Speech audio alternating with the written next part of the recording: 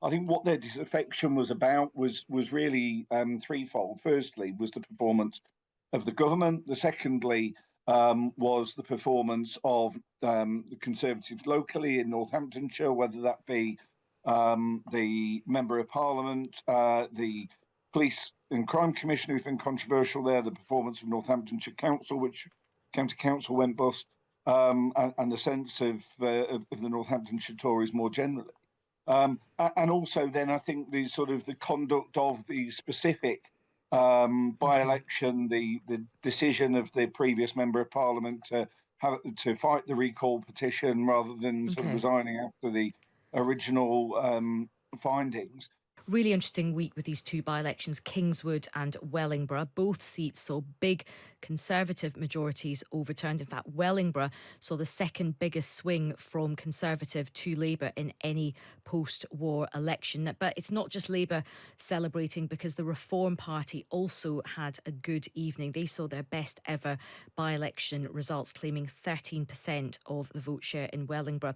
Toby, I'm going to come to you first, because you were the lead politician on the ground in Wellingborough for the Labour Party. What were people saying to you on the doorstep, and what do you think this means, this win? I think that, firstly, the sort of overwhelming disaffection with the Conservative Party at a variety of levels was really strongly felt.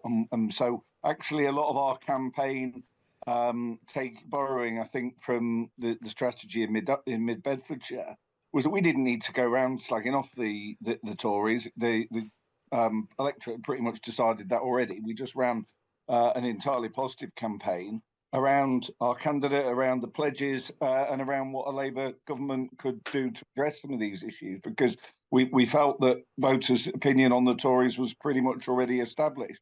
I think what their disaffection was about was really threefold. Firstly, was the performance of the government. The secondly was the performance of the Conservatives locally in Northamptonshire, whether that be the Member of Parliament, the Police and Crime Commissioner, who's been controversial there, the performance of Northamptonshire Council, which County Council went bust, and the sense of the Northamptonshire Tories more generally.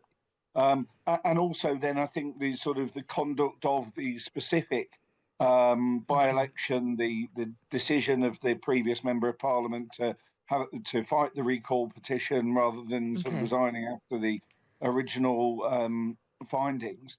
And so all of that combined to mean that there was real sort of hostility. And I think, the Conservative choice of candidate, which was obviously the former partner of the Member of Parliament, meant that people felt that the Conservatives were pretty much ignoring the message that they'd heard. So I think we were batting on a pretty flat track from the start.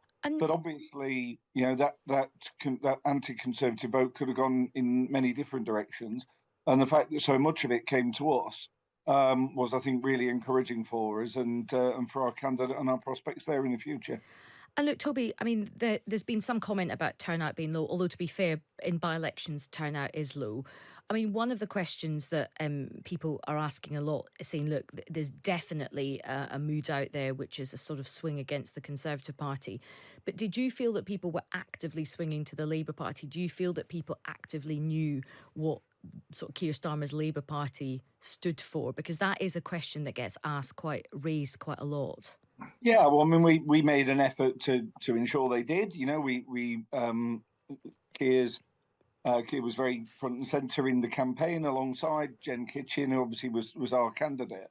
I think that sometimes you get Lib Dems who win sort of by-elections out of the blue in seats that they then lose at the next general election. I think when voters are going from the Conservatives to Labour, the Labour Party isn't a protest vote in the same way. We are the alternative party of government. And so I think that there definitely was a more positive vote for us. I think 38% fairly ordinary, fairly standard sort of by-election turnout. And definitely there's some Labour voters who vote in general elections but don't vote in by-elections. And we, every single day we were meeting people who said, I've never voted Labour before, but I'm going to give you a chance this time. So, yeah, I mean, I think we felt positive about the sort of positive vote for us, as well as obviously, a very negative vote against the Conservatives.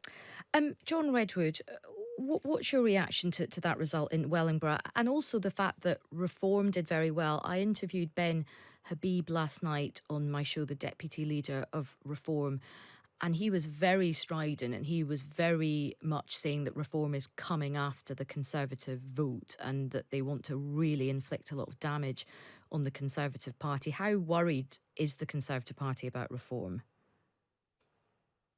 I think the Conservative Party takes electors extremely seriously, and there were quite a lot of people in those two by-elections who would have voted Conservative in a previous general election who decided in a by-election to vote Reform, and they, if you interviewed them, would be saying they're sending a message to the Conservative government that they want more action on migration, more action on inflation, more action on growth, the things that they thought they would get from a Conservative government. But I think the background to what were two dreadful results is, of course, that these were both needless by-elections. They were self-inflicted wounds by the Conservative Party because one Conservative MP was on the wrong end of a conduct inquiry and had to step down, and another Conservative MP who was perfectly capable of serving to the end of the Parliament in the way he promised decided he had some better option and he walked out on his electors. So I think those are the two main different features that meant you were very likely as Conservatives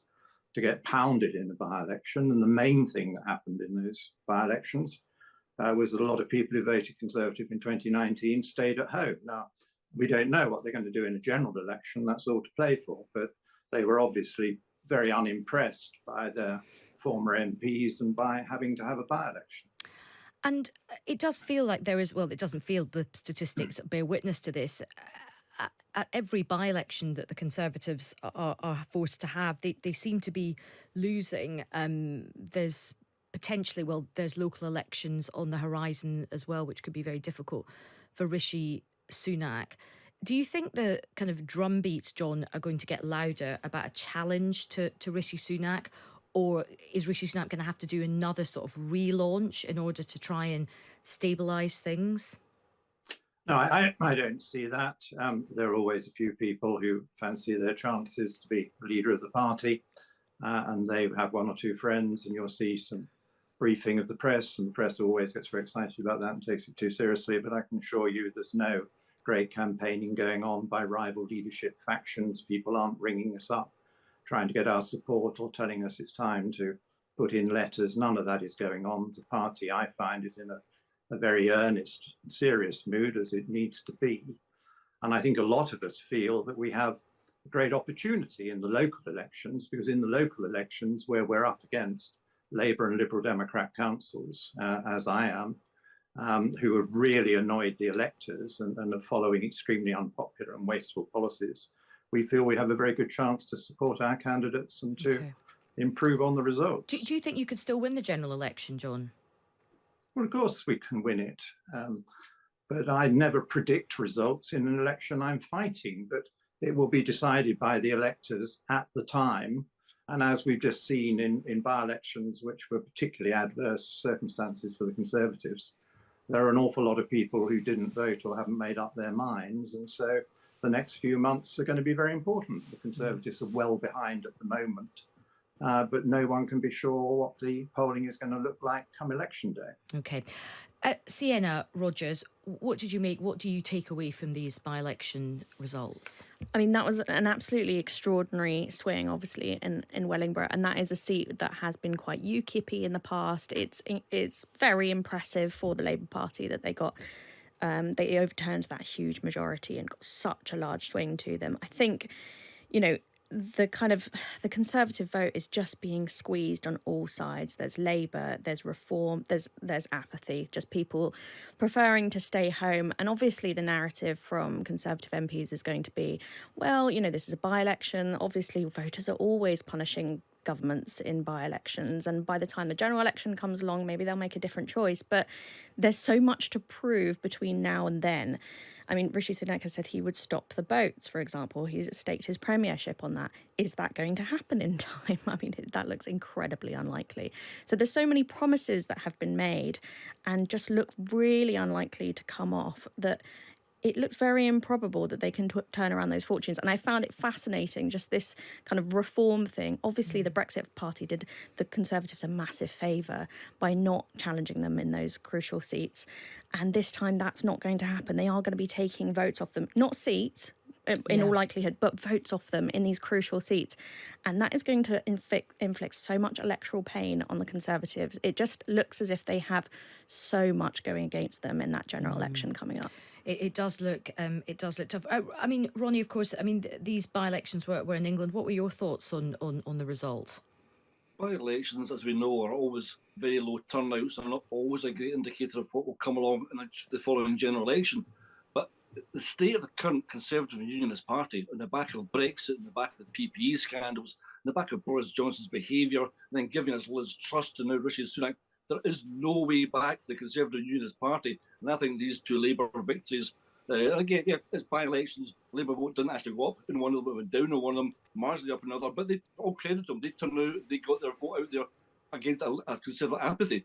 But I think those two Labour victories herald in what's going to be a Labour government come this autumn, with Keir Starmer as Prime Minister. No doubt about it. I would also say, sorry. I don't think Conservatives will win any seats at all in Scotland. I think they're going to absolutely slaughtered throughout England.